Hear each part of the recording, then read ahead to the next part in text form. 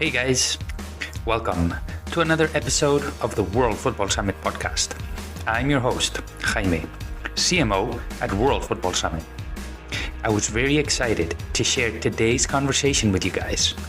Michael Broughton is our remarkable guest today, and he is someone who has had a brilliant career in the industry from all angles. He has experience in sponsorship, HR, investments, and even tried to acquire a football club. He has done it all. If you're curious about how to evolve the commercial model of football properties or the impact that technology can have in sports and the relationship fans have with the clubs they support, this is an episode you do not want to miss. Honestly, I could have gone for hours asking questions because Michael is brilliant at simplifying complex concepts and making them understandable. We start things strong by discussing Michael and his father's bid to acquire Chelsea. Then, this leads us to a deep dive into Michael's fan flywheel model and what putting the fan at the center really means. We then transition into an insightful conversation about how blockchain technology and its different applications can transform the sports business model by empowering the fan.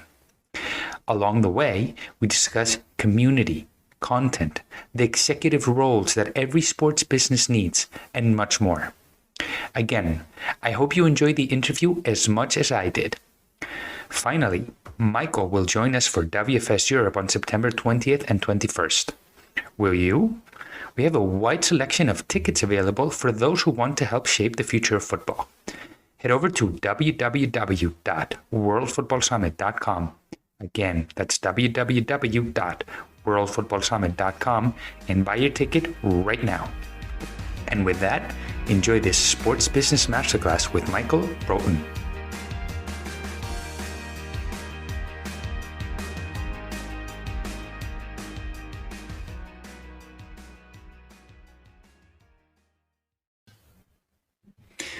Well, Michael, thank you very much for joining us in the World Football Summit podcast. I think we're going to have a very fun and insightful conversation that's going to take us a lot of places. So welcome to the show. Great to be here. And if it's anything like some of the events you've hosted before where I've attended, I'm sure it'll be a fun debate. Oh, well, thank you for the kind words just to start.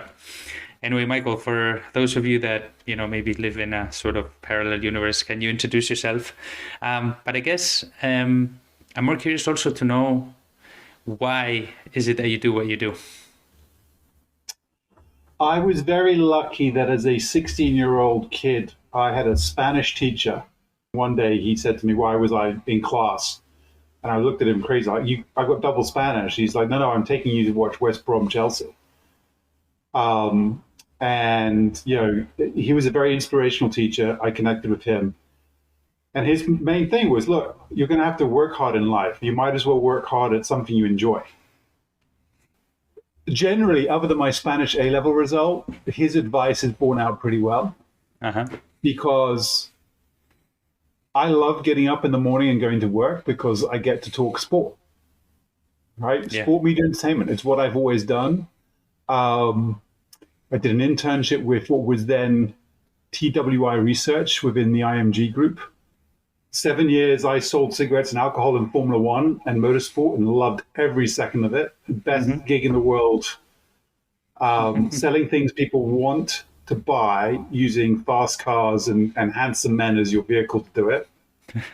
Very easy to be successful, by the way, which is always nice. I then took a detour and I was a headhunter to the C-suite executives with Nolan Partners, which I never wanted to be a headhunter. He was never in my career path, but one, Paul Nolan was just a fabulous man to work with. I mean, he was this guy who I got introduced to, and I met him on his last day working as the HR director at the FA, and I had an hour with him. And at the end, he said, Michael, there are 4 people you need to meet. And by the time I got home, he had made introductions to those 4 people. And it's so rare to see people do that. And, everyone offers introductions and help, but so few actually deliver. Yeah. And so when he said, well, why don't you come work with me? I was like, yeah, I can do that. And your black book changes. And it's like doing an MBA in every industry, right? I had to do stuff with NBA Europe, NFL Europe, football clubs, cricket clubs, rugby clubs, leagues. And your client is the chairman and the CEO. And you have to really quickly figure out what is their problem. How do you find a solution? How do you find someone who will culturally fit? Right? And sometimes, I mean, one of my favorites was finding a person for Arsenal. Oh, okay. And the person I put forward, they all looked at me and said, "You're mad. This guy is completely wrong." And I'm like, no, I guarantee you this is the right guy, because what you need is somebody who's going to challenge your internal culture. And they loved him in the end. Oh, yeah. Yeah, it's a rival. But, again, when I was doing that, it was Tom Fox, it was Ivan Gazidis, Angus Kinnear. There was a lovely HR director, Karen Ann Allchurch, I think was her name. And these were super bright people. Yeah. Who, as long as you thought through your argument and your discussion points and why this person or why this challenge, they'd listen to you. Yeah, the Arsenal guys at the time, you could, and I think it's that culture has remained the same. Super bright people within there. I then, I left Paul and set up with my father in 2010. We did something completely crazy. It was nuts. We researched it. No one was doing this. We said, no one's investing in sports businesses. You'd have the Roman Abramoviches, which as a Chelsea fan, 2004 or 5, he comes along and throws in a lot of money. And you had people buying sports teams, but no one looking at the technologies, the ticketing businesses, but no one was doing this. We looked around, we couldn't find anybody. And we said, that's nuts. Now, I think on reflection, we were a couple of years too early. It was 2010. We weren't fund managers from Goldman Sachs. Okay. So we had to do everything deal by deal. And you fast forward 10 years and there's, Elysian Park, Courtside, Sapphire Sport, Advantage. There's a host and a whole bunch of teams have their own family offices that are doing it. Harris Blitzer had a venture fund. There's a bunch of them out that now exist, which 2010, no one did this. And it's a weird one where I think some people see me as a banker because of some of the stuff I've tried to do, and some people see me as a tech expert, and I'm neither. I understand the language of banking. I understand what they're trying to achieve and what investors are trying to do. And having spent 8 years looking at technology businesses, started to figure out I needed to understand what is tech. I didn't need to know how to write the code, but I needed to understand what is tech, what are the thematics that are changing in technology, and how will that impact my sports industry, given how it's changing the general world and the consumer world. So, I'd go on holiday. I remember 2016, 2017 with books. My wife would look at me like, "You're just so boring, Michael." And it's like, it'd be a book about what is blockchain.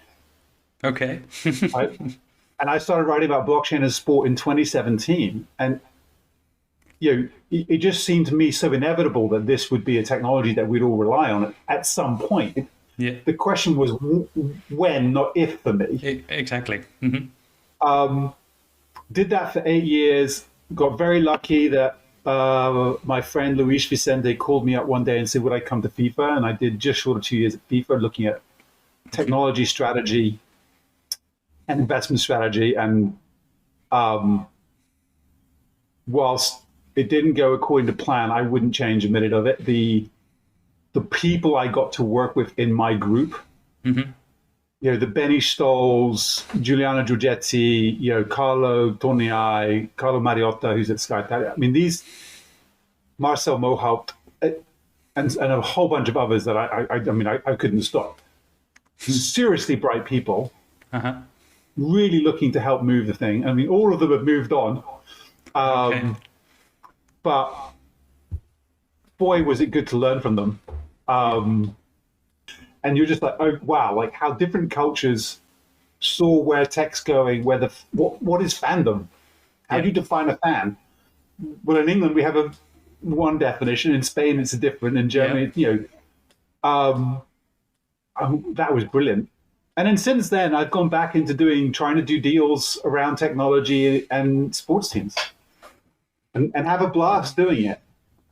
There is virtue in what you do, which is basically communicating well all these call it languages from technology, banking, and translating that into actionable, call it insights, if you will. No? But anyway, I digress. Thank you for that intro. Michael, I want to start the conversation. You were talking about your father before, and I want to talk about the bid that your father, you, and a group of brilliant people placed to acquire Chelsea. Other than because you were fans, why did you decide to do so?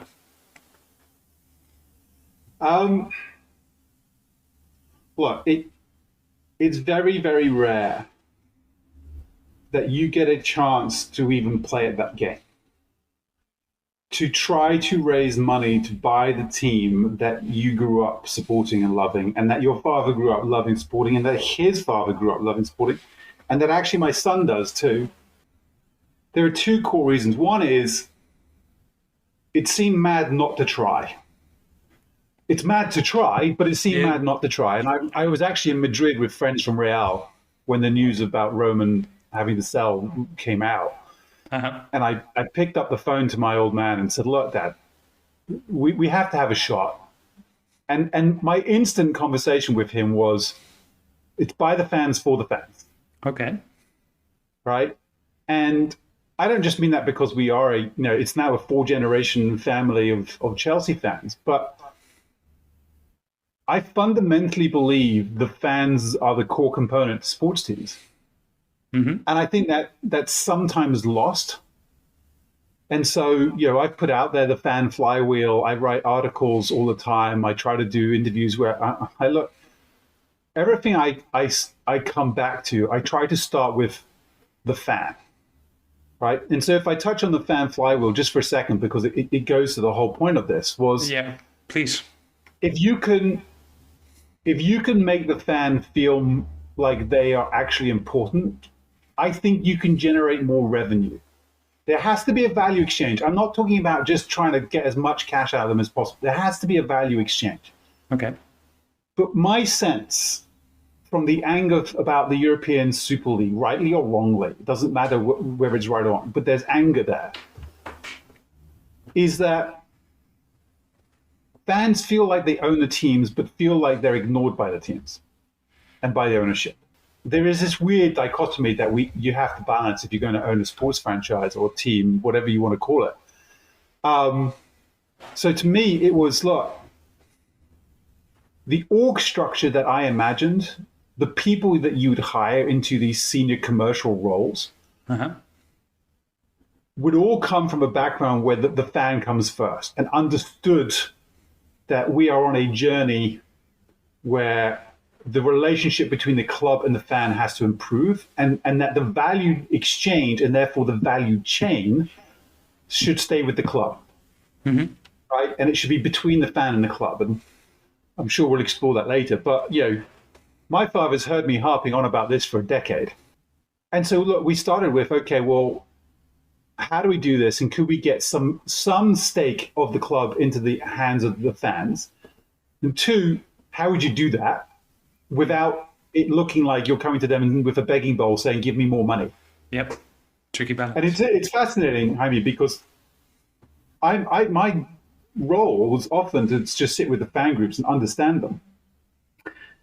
And some of them told me that I was ripping them off, and some of them told me that it was the single greatest idea they'd ever heard of. Uh-huh. And you're probably somewhere in the middle, as always. But the fans can agree on basically a couple of things, right? And there were, I think, 3 things that the Chelsea fans that I met could agree on. One, they all want to win. Yeah. And it's the hope of winning that keeps all fans interested, right? 2, they want the beer in the stadium changed because it's not good enough. By the way, whichever beer you change it to, it's probably not the right beer. I was going to say, you're never going to find the balance there either. You're never going to win. And 3, our club doesn't care about us. So you have to change that. And I just think if we keep doing the same business model over and over again, just refining it and getting better at it, which we do, I don't think you fix it. Yeah, no, you don't. So to me, I created even an org structure for the commercial side with a chief fan officer at the top, right? Look, if you're in another industry, you might call that chief consumer or customer officer. But to me, the chief fan officer isn't somebody who goes and just meets the fans. It's no, they're in charge of data, they're in charge of content, they're in charge of marketing. But the lens you look at the whole business should be, right, if we do this sponsorship transaction, if we do this content deal, what is the end result for the fan and how are they more included? What's the involvement of the fan in this process? How does the value chain now change where we end up with more of the income staying within our ecosystem, not fluttering off into the ether? So you need someone who understands the business, but also understands the fan and how to involve them, basically. Oh, 100%. And it's very easy to listen to what I say and go, oh, he doesn't like sports sponsorship. I did 7 years in sports sponsorship. I think it's amazing. I just think the model of it needs to be adapted to the modern world. Right?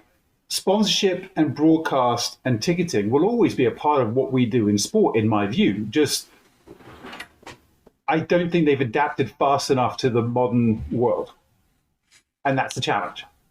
I was just going to say, in essence, this fan flywheel model, it's not that it replaces the traditional model of, based on commercial broadcasting, match day. It's an evolution that considers an additional factor, if I got that right. Yeah, so I think if you went back to your Econ 101 class, at, if you studied it at high school, university, whatever, there's that classic chart. There's a couple of classic charts. One is a startup, and you'll see it dips below profitability, and then hopefully, if it works, it shoots up over profitability. The other one is the chart of how a business grows and then matures and flatlines and then descends unless you innovate and get the next upward curve. I would argue that particularly in Europe, we're at that top of that first plateau. Okay. Right? So we have now in Europe quite a mature business model. Right? We've been doing it now for 30 years. And I'm English, so excuse me to other fans and businessmen for other countries. 1992, the Premier League is born. The professionalization of British sport basically starts there. Yeah. So it's 3 decades, right? It's 30 years of effectively enhancing the same business model, and we've done really well.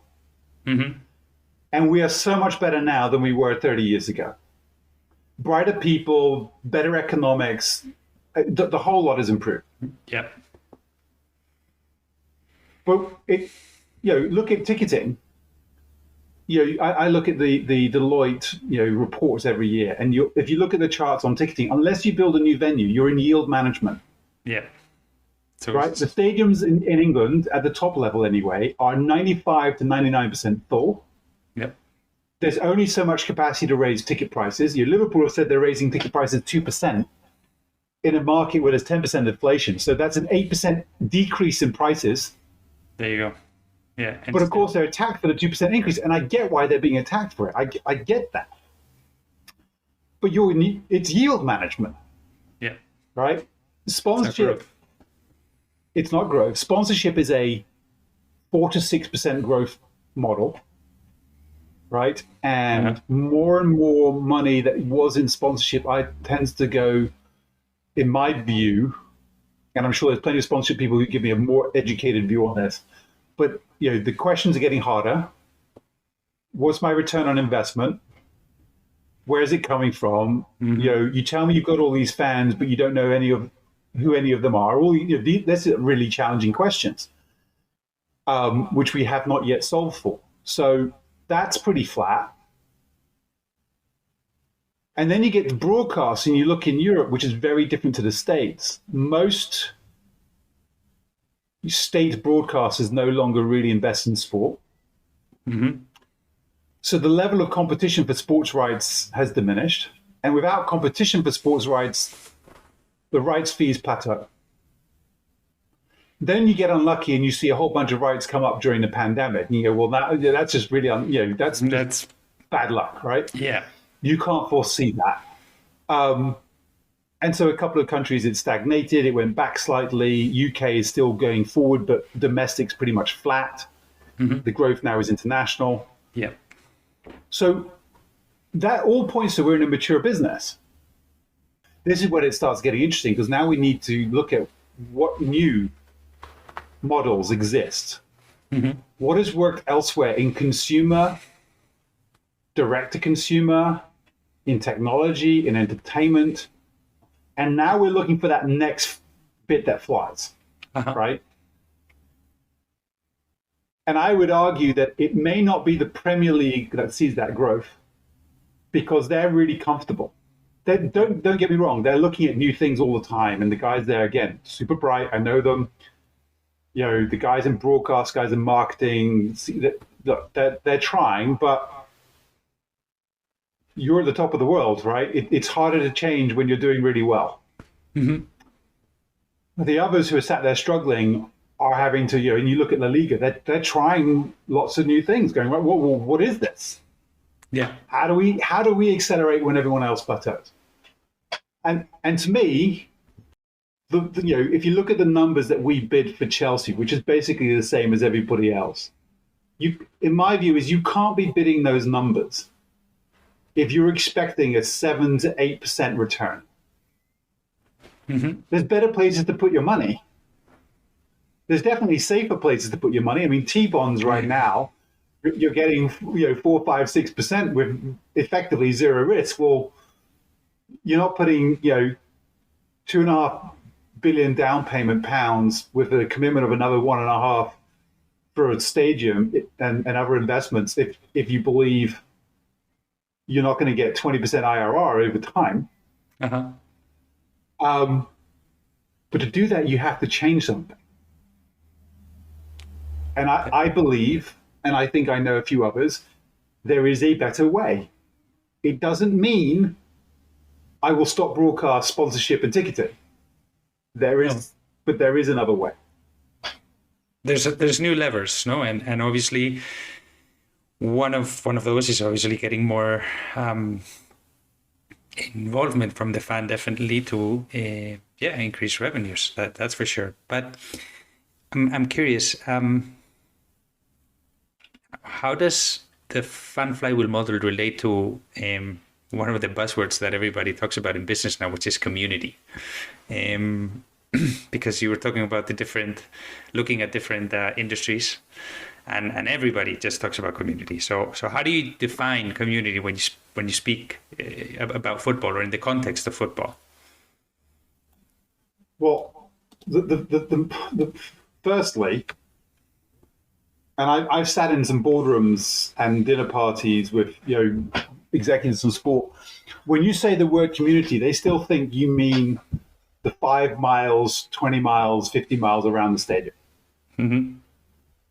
And I'm like, guys, yeah, for a non-league football team or for a lower league football team, that's probably right. For top flight teams, and particularly the top 20, 25 brands in world sport, whether that's Man United, Chelsea, Real Madrid, the community has got to be redefined as something different. So again, you see them talking about, we do community work. I'm like, yeah, I get that at Christmas, you go into local hospitals and you give presents. You have to do that. And you should always do that. That is just a good human thing to do. Exactly. That is not what we're talking about. But to me, the fan flywheel, where I come out with is what I've seen, and what drives me slightly potty is that because content is king, people are obsessed with making content. Mm-hmm. And they make content and then they put it out. And that's basically when they end.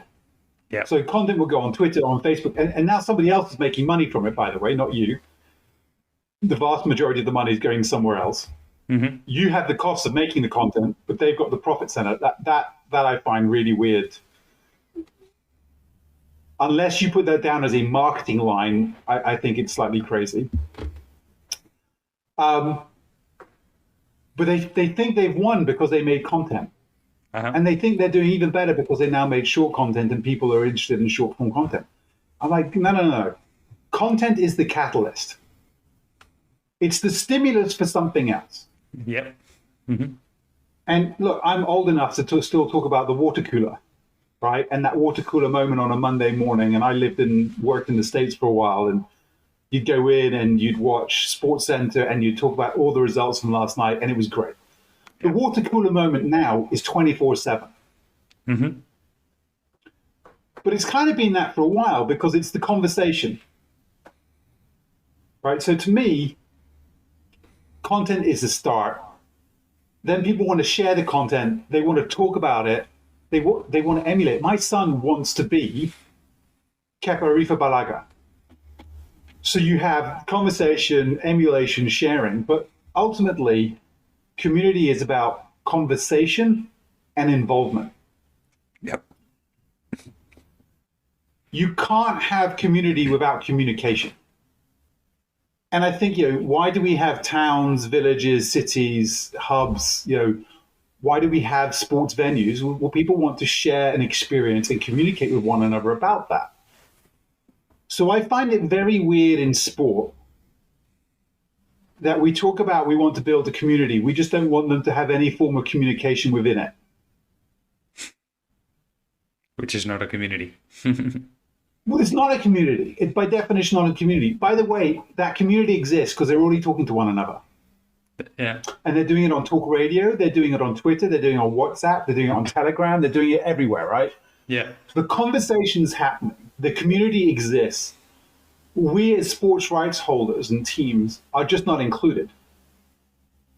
Right. So there are guys who sit at Stamford Bridge with me who spend probably most of their lives talking about Chelsea, but only like the 90 minutes per week that they're at Stamford Bridge is it with the club.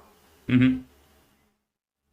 So somebody else, whether that's talk radio or whether that's Twitter or whoever it may be, is the one making most of the money. Mm-hmm. It might not be direct money. It might be indirect. It might be sponsorship or advertising, but they're making money. And so to me,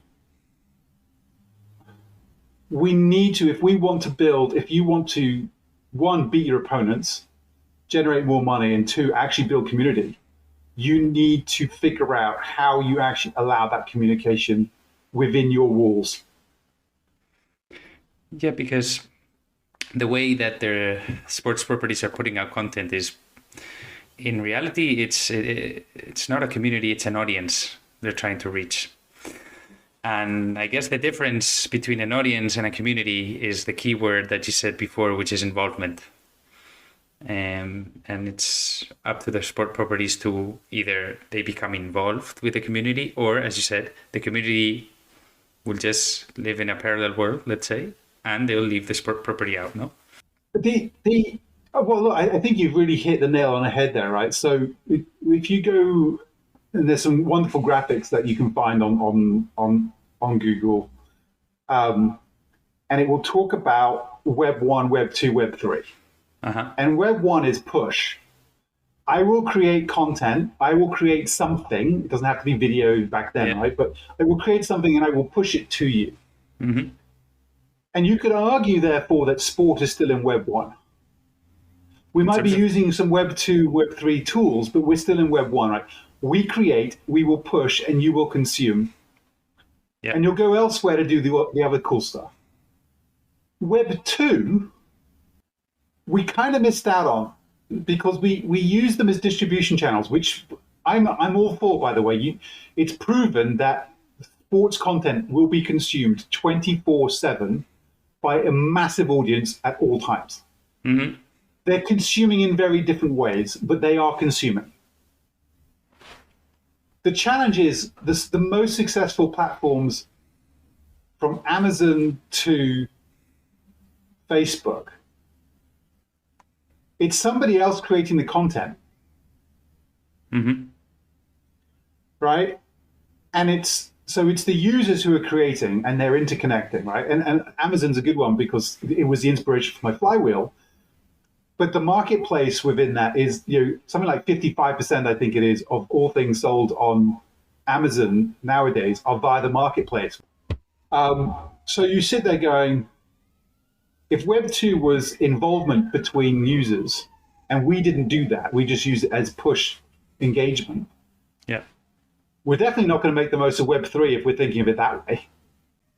Don't get me wrong on this. Again, we should be creating content and we should be distributing it.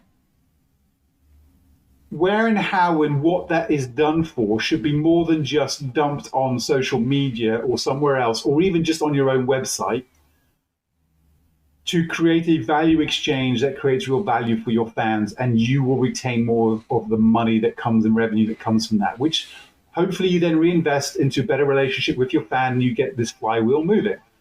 But it has to have involvement in communication. Yep.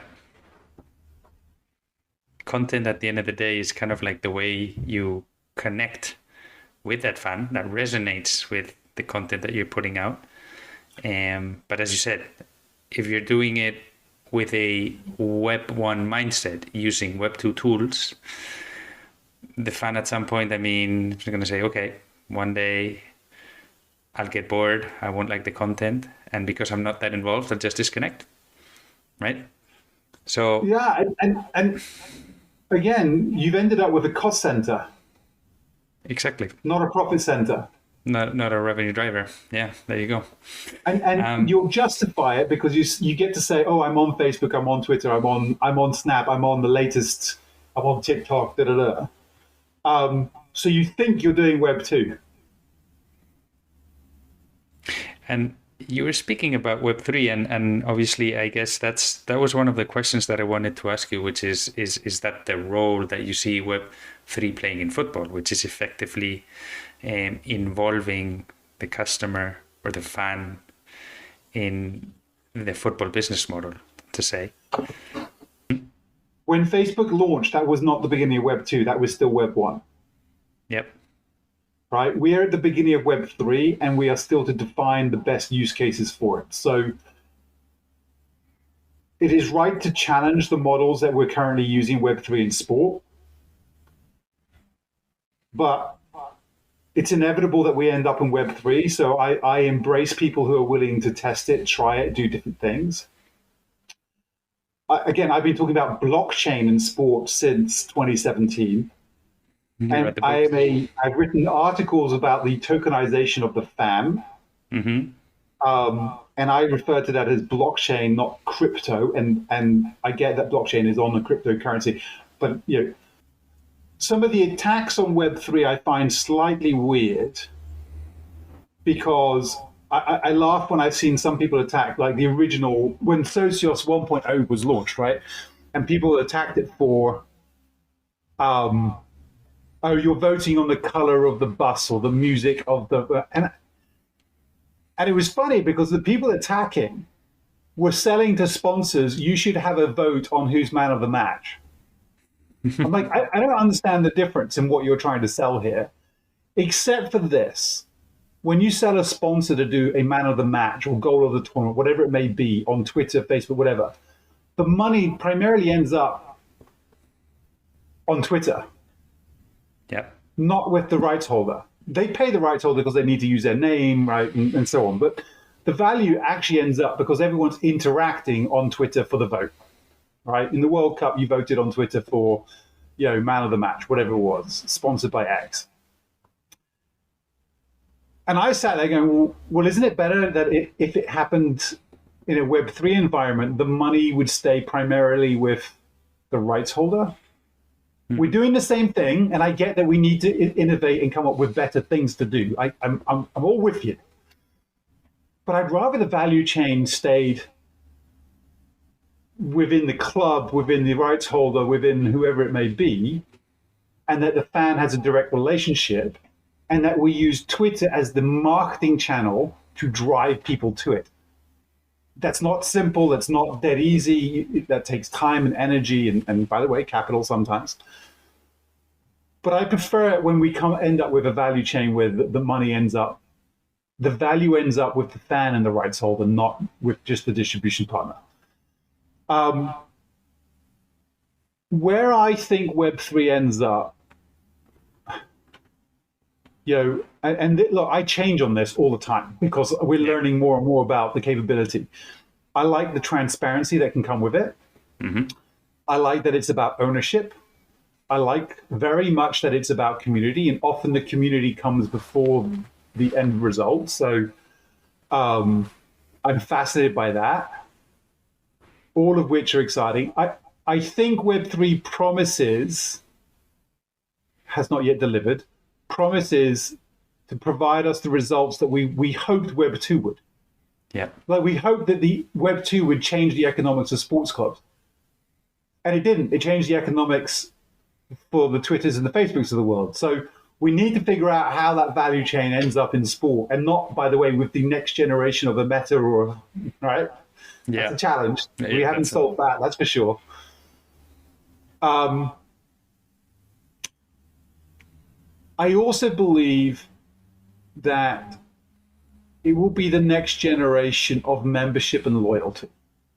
Mm-hmm. Yep.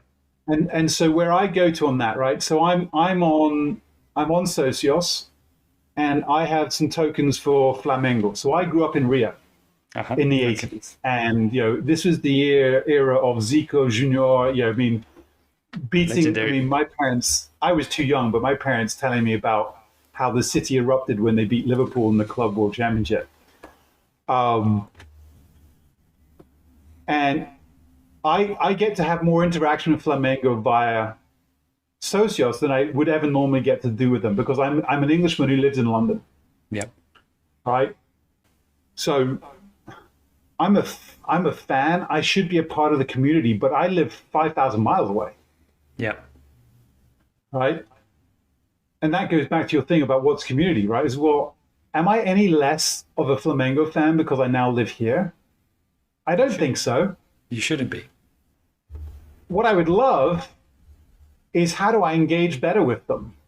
And so to me, the tools like Socios that are emerging are, to me, quite an exciting. And I'm really excited about what happens next from a Socios and Chile's perspective, but also what are the other products that we haven't seen yet that enable this kind of loyalty, membership, engagement. And ultimately, where I think we end up is earn as you fan. Mm-hmm. And that's pretty cool. That is cool. And actually, in addition to the tokens, and going back to what you were saying about promises and expectations, if we look back a year ago, one of the Web3, call it tools, I guess, that everybody was talking about was NFTs.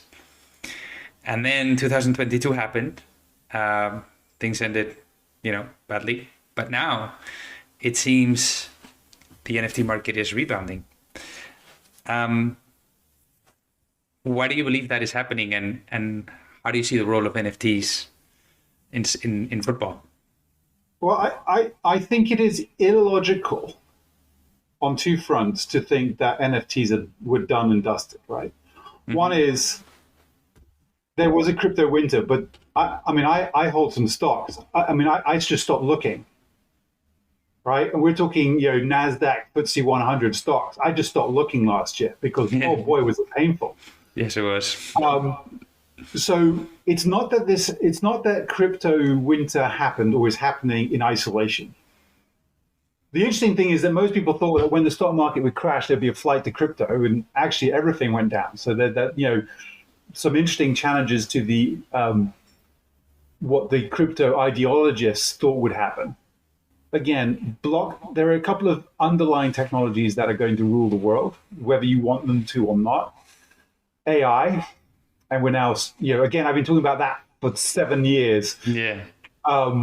The first company, I had two companies I really loved, Supernal, which I invested in, was augmented reality and AI. WSC Technologies, which has done an amazing job in sport, and AI technology. So you got AI, augmented reality / mixed reality. You got cloud. You got the internet. You got big data. You got 5G, which I think will interconnect all of these things. Yeah. It's going to be everywhere. It is everywhere. Blockchain, by the way, is one of those, and NFTs is a tool that sits on the blockchain. Mm-hmm. Any form of content. This podcast could be an NFT. I'm not sure who would want to own it, but okay, I might want to own it. I might want to keep it for posterity. Fractionalized ownership is a reality. People want that. Mm-hmm.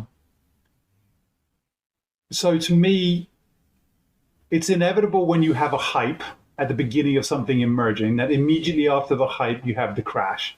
Yeah. At the same time that everyone goes, look, there were no crypto adverts in the Super Bowl this year, you sit there and say, yeah, but the number of people who now have crypto wallets is insanely large compared to a year ago. Yep. And that's only growing. By the way, you've already accepted that all the money you own is digital because other than the cash you have in your pocket, it's a 1 or a 0 in a bank. Mm-hmm. So you've already accepted digital ownership. You're other than your home and the cash in your bank, everything you own is basically a digital number owned by somebody else. So wouldn't you want there to be a better record of that is, validated by multiple people, not a single entity, that demonstrates you have ownership and that actually you could own something that by fractionalization of ownership, you own a piece of something that you always wanted, but you couldn't afford on your own. So to me, NFTs will reemerge. The market will do better. Again, we are right at the beginning of our Web3 journey in the world, not just in sport. The end use case we have not yet defined. Mm-hmm. We have to make sure that the value exchange in sport sits within Web3 and that the rights holders end up with more of the value. We have to provide value in exchange, but that the economics within sport remain within sport. And well, thank you for that explanation. And it kind of reminds me of a quote I actually heard from Fabien from eShot Labs, where, and tying back to what you were saying before, the importance of content to initiate the flywheel. And he was saying that basically NFTs are content, and then content drives discussion. And then that discussion creates more engagement.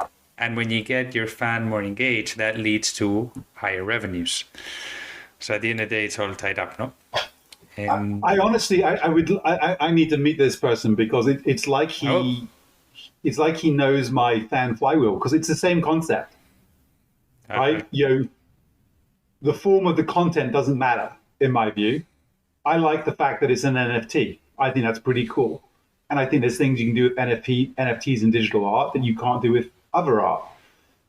I still think traditional art holds a lot of value in the eyes of each beholder, right? But he's right. It's the content is the beginning. Mm-hmm. It's not the end. It's the beginning. Exactly. And that drives the discussion, which drives the involvement, which, by the way, often with art leads to ownership. Mm-hmm. Again, if you could fractionalize the ownership of the Mona Lisa, would you do it? Would you want to say, I own a piece of the Mona Lisa? I think that'd be pretty cool. It is. And then maybe that you could go see, the work of art whenever you want. And because you're an NFT holder, you have privileged access. So yeah, it ties your physical world with your digital world in a way, right? And I want to be respectful of your time, Michael. I just have so many questions. But I did want to understand, because you mentioned AI, and today, in today's world, it seems that no conversation can go on without speaking about AI. What is, if there is, a best use case for the role of AI within sport? Because it could go all over the place, but is there one that particularly stands out? I think AI and its integration with those other main technologies I mentioned earlier I think is going to change an awful lot in our world. I think a whole new set of jobs are going to emerge. I think it will, on one basis, will hopefully mean that we will be able to get the best, we will better be able to identify the best athletes in the world so we can witness them in a better way and keep them healthier for longer and so on. Yeah. But Messi and Pele are the greatest players of all time that we found.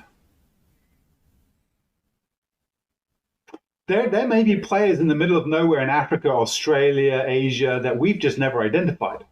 Yep.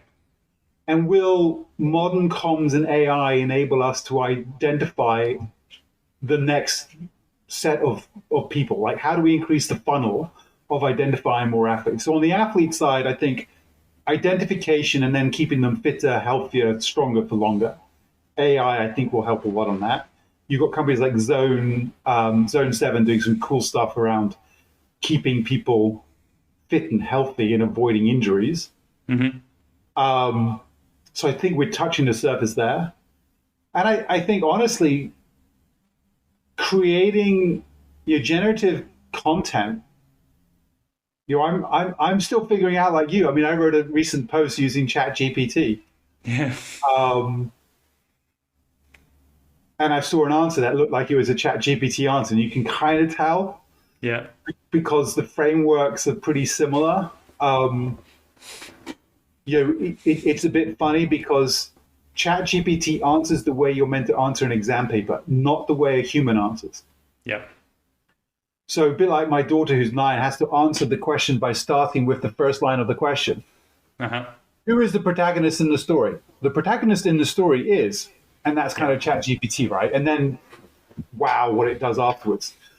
But I think then making sure that we want to creating the content people want to see in the places they want to see it, where they want to see it, and figuring out then how we, excuse this dirty little word, monetize it. Yep.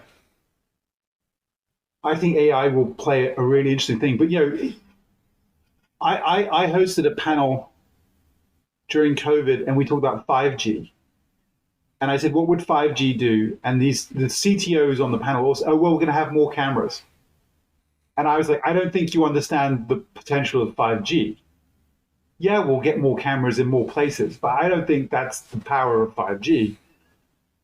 Again, we're touching the surface of what is AI. I mean, ChatGPT came out 4 months ago. ChatGPT had a 10% chance of passing the bar exam.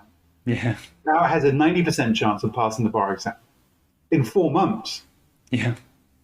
Right? And the AI is self-learning. So that the speed of technology change in the next 5 years is going to blow people's minds. Yeah. So if you're in sport and you think the last 10 years have been scary with tech and you're behind, put on the seatbelt because the roller coaster is about to get moving. Well, thank you for that, Michael. And yeah, definitely things are going to get, it's going to be a bumpy road. So in that sense, it could be kind of overwhelming.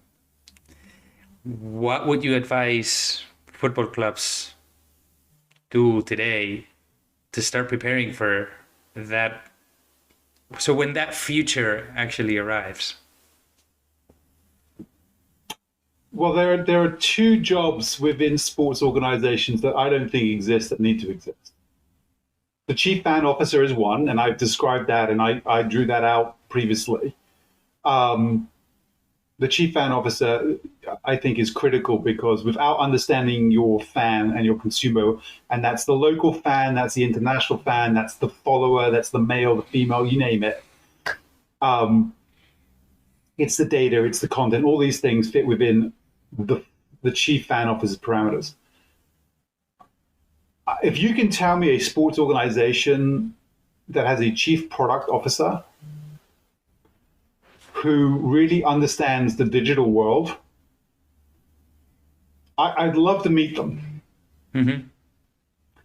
And because we have a lot of point solutions. And we have some chief technology guys, we have technology directors, we have primarily what I would refer to as infrastructure people. And, I see a number of sports organizations hiring people like, as we want a head of NFTs. But there's no one above them in the commercial business who understands what is tech, where is it going, what is the product.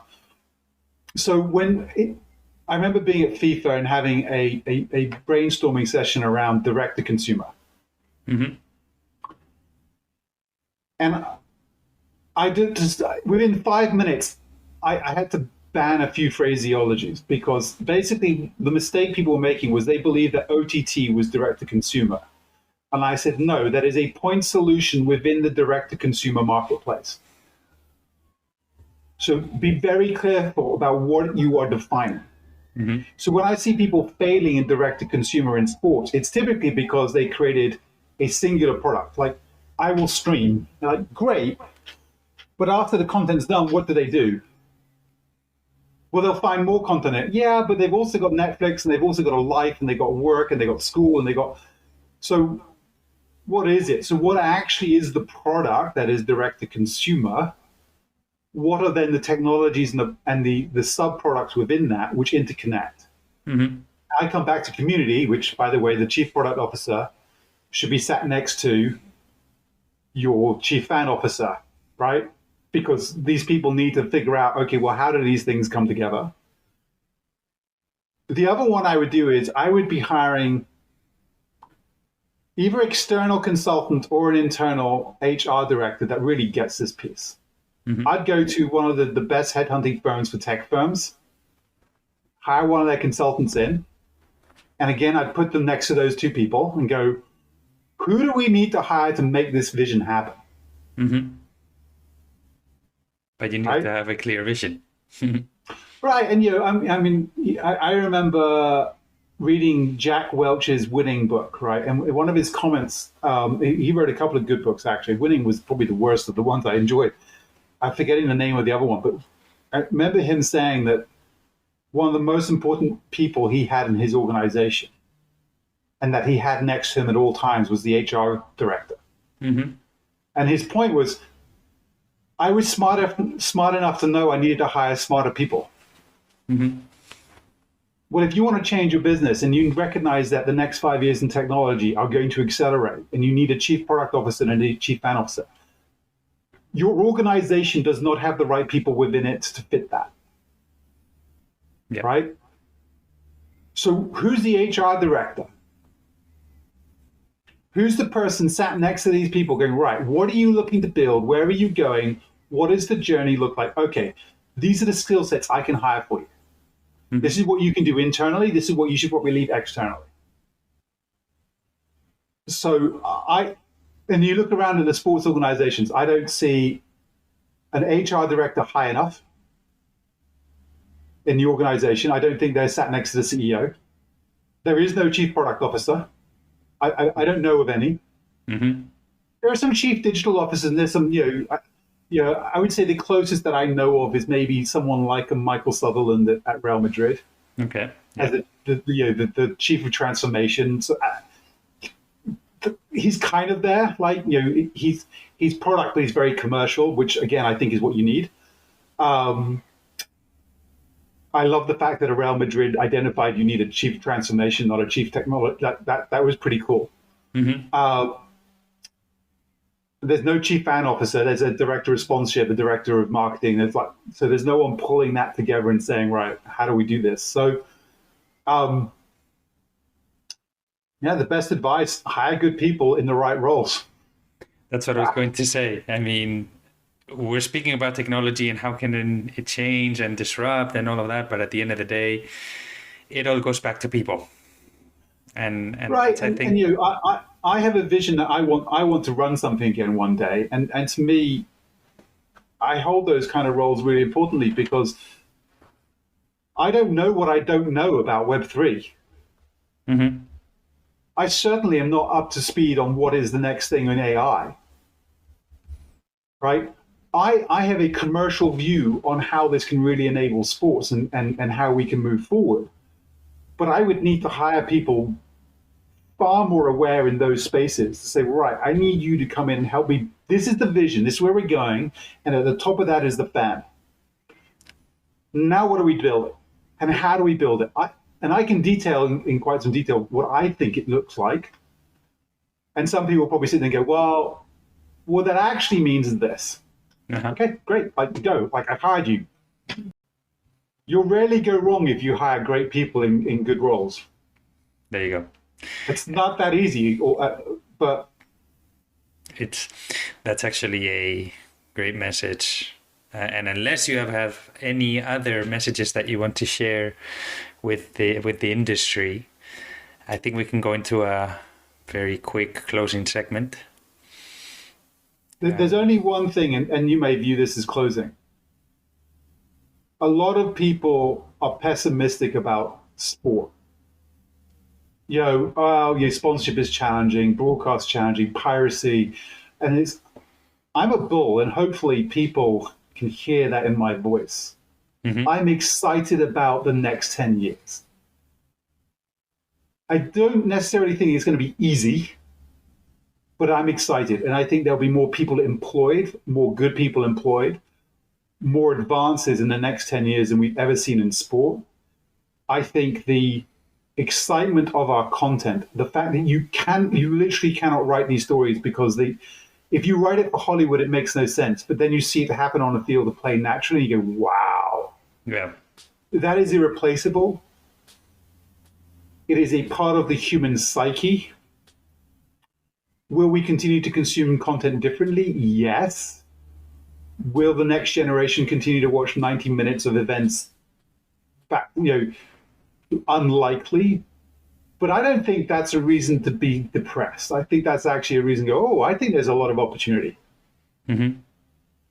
That's actually a great message to end this fantastic conversation. I just have 2 questions for you, very quick ones. You've had an amazing career full of different experiences, and you've talked about some of them throughout this conversation. Is there a moment that you're most proud of? I tell you, I was sat at this very desk almost exactly a year ago. It's been a year and a week. And my father and I hit send on submitting a bid for £2.5 billion by Chelsea. To do that with your dad, the numbers are insane. They're off the charts, right? It's stupid, right? It genuinely, I'm a guy who I spent like 3 months thinking about buying a new iPad because of how expensive they are. And I'm hitting send on a $2.5 billion offer alongside my father. So we shed tears doing that because we raised that money in 3 weeks with some great people. That was a culmination of basically 12 years of working on and off with my dad. I wouldn't change that for a world. Being able to do that and spend real time with him, fabulous. Awesome. Love that answer. Thank you for that. It was one of the most unique answers that I've gotten throughout this entire podcast. So thank you for that. One last question. If you had an unlimited budget and you could purchase any player in history for today's Chelsea, would Eddie Newton still be your choice? Because I understand you're a big fan of his. I mean, Eddie Newton for me was the unsung hero. He did the dirty work that no one wanted to do. It became famous as the Makelele role later on in time, right? So to me, growing up, he was my hero. He was my first real proper Chelsea hero. And he probably doesn't make the top 100 list of Chelsea players. My son's hero is Marcus Alonso. Okay. The first goal he saw live was Alonso scoring a left-footed free kick, top corner against Southampton. and my son is left-footed, and that it was like the bond was cemented. And there's nothing I can say about Alonso that my son will agree to unless it's praise. But if I had an unlimited budget with any player in the history of football, it would always be Pelé. What I love about sport is watching people do things I can only dream of. Mm-hmm. And I don't care the sport. Watching Michael Jordan, and I was lucky enough to be able to be old enough to watch him, not live, but live on broadcast, was amazing. What I say about Messi is I love Ronaldo. Ronaldo does what everybody else does, but better and more often. Mm-hmm. When I watch Messi, he does things that no one else can do. And then he does it all the time. And you're like, okay, that's off the charts. But for me, Pelé had power, pace, time, and I think changed the game of football.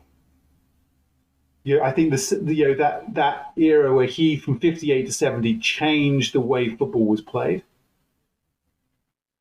Oh, to have watched him live. The video I watch over and over again is 1970 Brazil. Yeah.